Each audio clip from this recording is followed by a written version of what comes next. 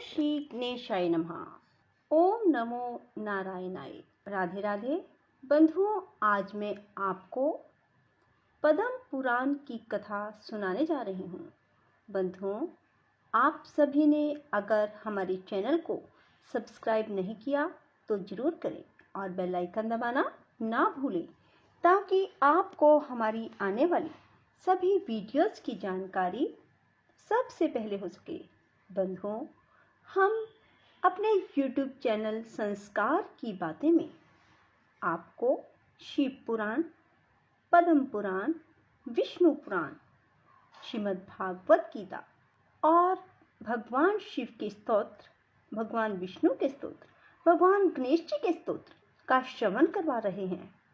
बंधुओं, हमारी यही इच्छा रहती है कि यदि आप इन सब का पाठ नहीं कर पाते तो कम से कम आप इन्हें श्रवण भी कर लेते हैं तो आपको पूर्ण पुण्य की प्राप्ति होती है।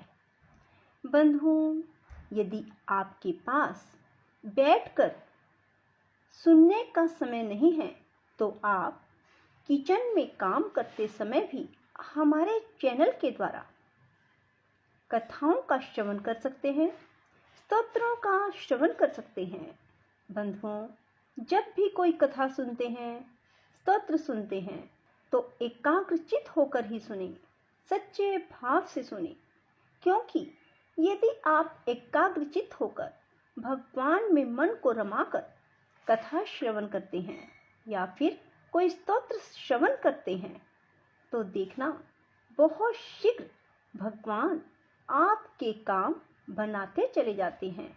हो सकता है बहुत से लोगों का जो हमारे चैनल के साथ जुड़े हैं उनके बहुत सारे काम बन चुके होंगे, ये मेरा विश्वास है, क्योंकि मैं आपको जो भी कथा श्रवण करवाती हूँ खुद भी मैं बहुत विश्वास के साथ ही आपको श्रवण करवाती हूँ कि आप सभी के काम बनते चले जाएं, आपके जीवन में किसी प्रकार की कोई कमी ना रहे। बंधुओं, कथा सुनने से पहले अपने गुरु महाराज को मन में ध्याइए, फिर गणेश जी का नाम लीजिए और फिर भगवान श्री हरि की कथा है तो भगवान श्री हरि का मन में ध्यान करते हुए ही कथा सुनिए। बोलो गुरु महाराज की जय, गणेश भगवान की जय, शिव शंकर भोलेनाथ की जय। बंधुओं, आज मैं आपको पद्म पुराण की कथा में पुष्कर तीर्थ का महात्म, अगस्त्य आश्रम और महर्षि अगस्त्य के प्रभाव का वर्णन करूंगी। इसे आप ध्यान पूर्वक सुनिए। भीष्म जी ने कहा, ब्राह्मण, अब आप मुझे यह बताने की कृपा करें कि वेद वेता ब्राह्मण तीनों पुष्करों की यात्रा किस प्रकार करते हैं, उसके करने से मनुष्यों को क्या फल मिलता है। पुलस्त्य जी ने कहा, राजन, अब आप एकाग्रचित होकर तीर्थ सेवन के महान फल का श्रवण करो। इसका अर्थ है कि जो मनुष्य तीर्थ में जाकर स्नान करते हैं, दान करते हैं, उस मनुष्य को किस महान फल की प्राप्ति होती है। जिसके हाथ पैर और मन संयम में रहते हैं तथा जो विद्वान तपस्वी कीर्तिमान होता है वही तीर्थ सेवन का फल प्राप्त करता है। जो प्रतिग्रह से दूर रहता है, किसी का दिया हुआ दान नहीं लेता, प्रारब्धवश जो कुछ प्राप्त हो जाए उसी से संतुष्ट रहता है, जिसका अहंकार दूर हो गया है, ऐसे मनुष्य को ही तीर्थ सेवन का पूरा फल मिलता है। राजेंद्र, जो स्वभाव से क्रोधहीन, सत्यवादी, दृढ़ता पूर्वक उत्तम व्रत का पालन करने वाला, संपूर्ण प्राणियों में आत्म भाव रखने वाला है, उसे तीर्थ सेवन का फल प्राप्त होता है। यह ऋषियों का परम गोपनीय सिद्धांत है। राजेंद्र, पुष्कर तीर्थ करोड़ों ऋषियों से भरा है। उसकी लंबाई 10 कोस और चौड़ाई 2 कोस है। यही उस तीर्थ का परिमाण है। वहां जाने मात्र से मनुष्य को राजसूय और अश्वमेध यज्ञ का फल प्राप्त होता है। जहां अत्यंत पवित्र सरस्वती नदी ने ज्येष्ठ पुष्कर में प्रवेश किया है, वहां चैत्र शुक्ला चतुर्दशी को ब्रह्मा आदि देवताओं, ऋषियों, सिद्धों और चारणों का आगमन होता है। उक्त तिथि को देवताओं और पितरों के पूजन में प्रवृत्त हो मनुष्य को वहां स्नान करना चाहिए। इससे वह अभय पद को प्राप्त होता है और अपने कुल का उद्धार करता है। वहां देवताओं और पितरों का तर्पण करके मनुष्य विष्णु लोक में प्रतिष्ठित होता है। ज्येष्ठ पुष्कर में स्नान करने से उसका स्वरूप चंद्रमा के समान निर्मल हो जाता है। वह ब्रह्मलोक और उत्तम गति को प्राप्त होता है। मनुष्य लोक में देव आदिदेव ब्रह्मा जी का यह पुष्कर नाम से प्रसिद्ध तीर्थ त्रिभुवन में विख्यात है। यह बड़े बड़े पातकों का नाश करने वाला है। पुष्कर में 3 संध्याओं के समय प्रातःकाल, मध्याह्न, सायंकाल में 10,000 करोड़ तीर्थ उपस्थित रहते हैं तथा आदित्य, वसु, रुद्र, साध्य, मरुदगण, गंधर्व और अप्सराओं का प्रतिदिन आगमन होता है। उस तीर्थ में देवता और दानवों के द्वारा सम्मानित भगवान ब्रह्मा जी सदा ही प्रसन्नता पूर्वक रहते हैं। जो मनुष्य देवताओं और पितरों के पूजन में तत्पर हो वहां स्नान करता है, उनके पुण्य को मनीषी पुरुष अश्वमेध यज्ञ की अपेक्षा 10 गुना अधिक बतलाते हैं।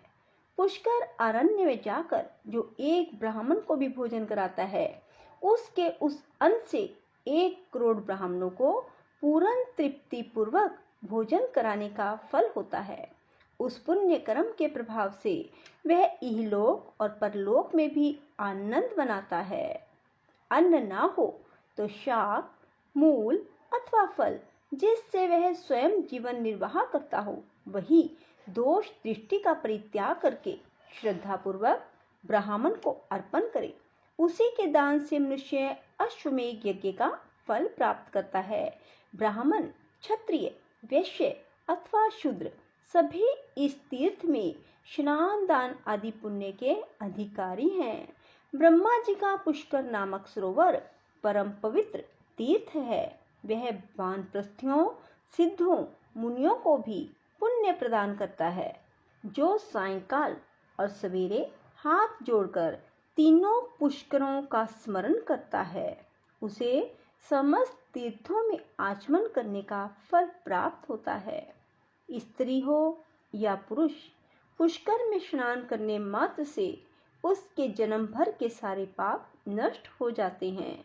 जैसे संपूर्ण देवताओं में ब्रह्मा जी श्रेष्ठ हैं, उसी प्रकार सब तीर्थों में पुष्कर ही तीर्थ बतलाया गया है। जो पुष्कर में संयम और पवित्रता के साथ 10 वर्षों तक निवास करता है, ब्रह्मा जी का दर्शन करता है, वह संपूर्ण यज्ञों का फल प्राप्त कर लेता है और अंत में ब्रह्मलोक को जाता है। जो पूरे 100 वर्षों तक अग्निहोत्र करता है और कार्तिक की एक ही पूर्णिमा को पुष्कर में निवास करता है, उन दोनों का फल एक सा ही होता है। पुष्कर में निवास दुर्लभ है। पुष्कर में तपस्या का सुयोग मिलना कठिन है। पुष्कर में दान देने का सौभाग्य भी मुश्किल से प्राप्त होता है तथा वहां की यात्रा का सुयोग भी दुर्लभ है। वेद वेता ब्राह्मण ज्येष्ठ पुष्कर में जाकर स्नान करने से मोक्ष का भागी होता है। जो श्राद्ध से वह पितरों को तार देता है, जो ब्राह्मण वहां जाकर नाम मात्र के लिए भी संध्या उपासना करता है, उसे 12 वर्षों तक संध्या उपासन करने का फल प्राप्त होता है। पूर्व काल में ब्रह्मा जी ने स्वयं ही यह बात कही थी। जो अकेले भी कभी पुष्कर तीर्थ में चला जाए, उसको चाहिए कि झाड़ी में पुष्कर का जल लेकर क्रमशः संध्या वंदन कर ले। ऐसा करने से भी उसे 12 वर्षों तक निरंतर संध्या उपासना करने का फल प्राप्त होता है।